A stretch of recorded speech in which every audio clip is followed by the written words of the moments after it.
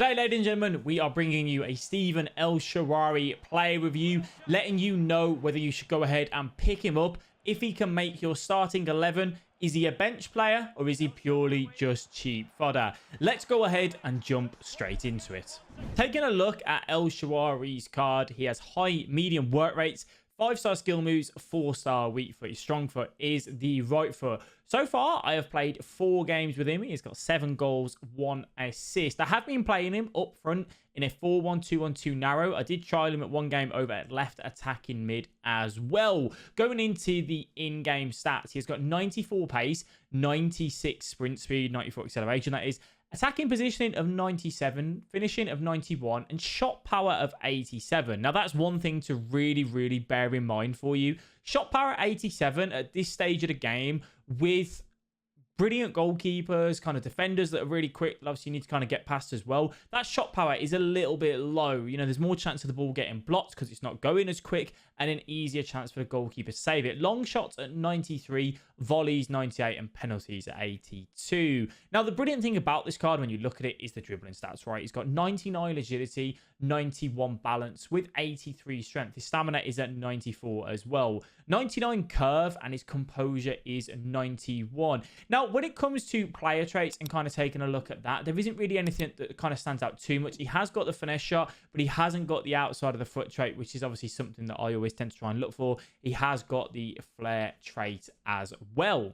When trying to decide whether you should pick this card up or not, it's coming in at about 75,000 coins on PlayStation and 86,000 coins on Xbox and 96,000 on PC. Now, I was taking a look at it and thinking this was very cheap. I thought EA had made a bug, but they haven't fixed it. So by the looks of it, it is okay. He has got a lean body type. Now, when we are taking a look at the card in terms of chemistry styles as well, I went ahead and put a hawk on him because I wanted to increase that shot power. I wanted to max out his pace and increase that strength as well. I do think it is personal preference, though, in what you want in terms of where you are playing him. I did try him, believe it or not, in the 4-1-2-1-2 at right centre mid. So I did go ahead and kind of increase that passing with a dead eye as well. So give him that more shot power, but also increase that short passing as kind of best we can. But it does depend on where you are playing him. Now, I was playing him with 7 chemistry because he was playing as a left forward, you know, kind of in that 4-5-1 formation for me. So he did play off chemistry for me, which is obviously one thing to bear in mind, that he wasn't at that full chemistry mark as well.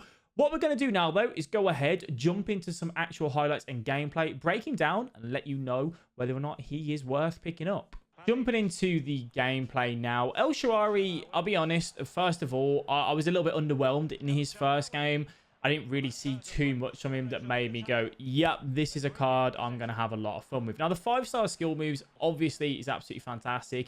For the things like the ball roll scoop, you know, and just having that cleaner animation with different skill moves, along with, you know, a fake shots dead stop into an elastico or something, that works really well for with him on me. I didn't feel he was as quick as maybe his card says, but I also think that's very hard to really judge, purely because we're at a stage of the game where defenders are so strong and so quick. It's very difficult to break away from someone. When I was playing him up front, so obviously the strength, you know, you did kind of notice it a couple of times coming up the likes against, say, Ramos, Varane, for example. So being out on that wing, you know, the kind of best position, I imagine would be out on that left attacking mid or right attacking mid. I'd probably prefer to have him on the left attacking mid purely because he's got that finesse shot trait with the brilliant curve as well. You can cut back in and look for that finesse shot across the face of goal, and that will really work well for you with this card. His passing was a little bit of a letdown. I did notice it quite a few times, to be honest with you, like a short pass that was a little bit behind, you know, a through ball that didn't go where I wanted it to. I did really feel that when using this card, so that is one thing to bear in mind. When playing him out on the wing, maybe those long passes are going to be, you know, those crazy through balls are going to be a little bit of a detriment when you are using him, so do take that into account as well. What is the biggest con, the biggest weakness to this card? It is 100% going to be his shot power. His shot power is just so low. I think if you're playing him out on the wing, right, it probably isn't as big of a deal because he isn't going to get into that shooting position as much, let's say, give or take. Like, you know, maybe you don't get there as much as you would if you were playing up front. Now, obviously, for me, playing him up front just to kind of see how he performed there for us, I did notice it and did kind of feel it. So do take that into account when you are using this card as well. When thinking about it, he has got links, you know, in kind of the Serie A side of things. He doesn't really, maybe if you've got like Jorginho in the Premier League, doesn't really link too easily. I think for most people, if you were going to pick this card up, which I think you should because it is such a cheap rated SBC, I think it would be better as a super sub, if I'm being perfectly honest with you.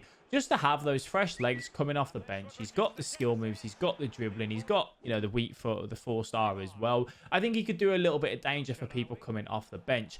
As a starter, if he's coming up against normal sort of fullbacks, he won't be that bad. But maybe like, you know, he might struggle against an Mbabu, a Kyle Walker. Depends on, you know, who you kind of coming up against. He's played against Jordi Alba a couple of times. And Jordi Alba, other than the pace, he kind of dealt with that quite easily.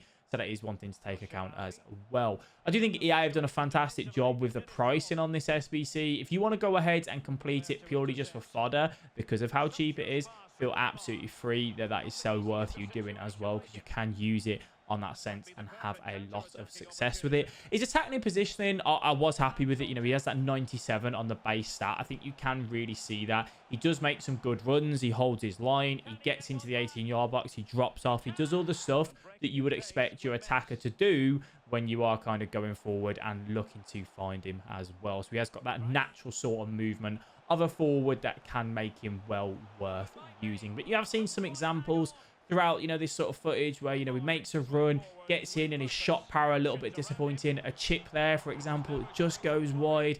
A little bit of a letdown as well, but then the direction nutmeg there, using that, and then a pretty poor shot again, you know, making it quite easy and comfortable for the goalkeeper to put a hand on it. So overall, you know, if I was to give him a rating, I think price plays a massive part of this. I think if you're, you know, maybe starting a new RTG or something, it's a fantastic SBC because of the price range of it.